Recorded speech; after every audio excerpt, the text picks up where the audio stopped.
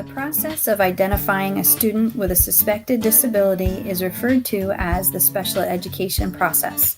This process involves a variety of steps that must follow state, federal, and district guidelines. Working together within these guidelines allows for a thorough and comprehensive assessment of a student and the proper services and modification. When these interventions do not work, a more extensive look at the student is required. A brief explanation of this assessment continuum follows.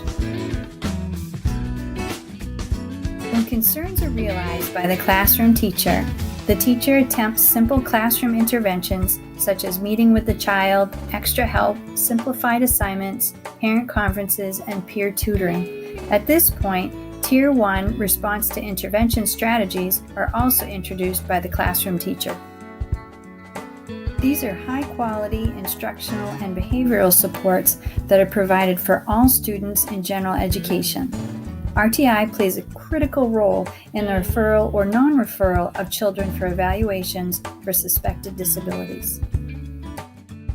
When teachers realize that Tier 1 RTI strategies are not working, they'll move to Tier 2 RTI strategies. These students whose performance and rate of progress are lagging are going to require more specialized prevention or remediation with general education. This would result in a referral to the school's child study team for a more comprehensive look at the child and a pre-referral intervention plan. More involved pre-referral strategies are considered, such as direct classroom intervention strategies. If strategies prove to be unsuccessful, a referral to special education is made.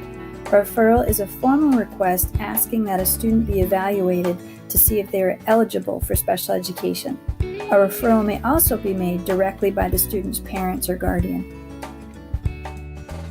In the meeting, the multidisciplinary team will review all available information about the student. The team will discuss whether the child's needs can be met through regular education services. A decision will be made to identify if further testing may be needed to determine if an educational disability exists.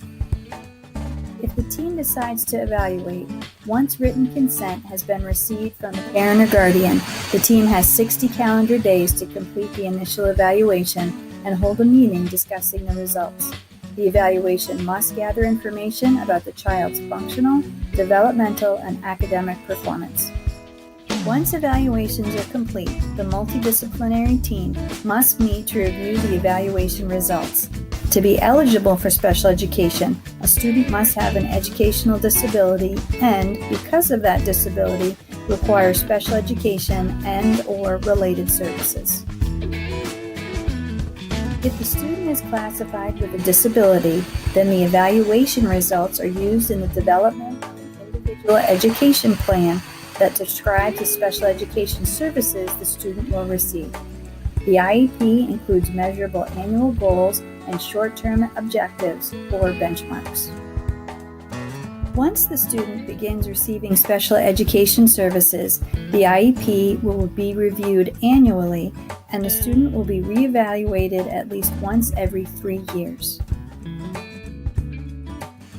Special education is tailored to meet the needs of students with disabilities. The services and supports one student receives may be very different from what another student receives. It's all about the individual student.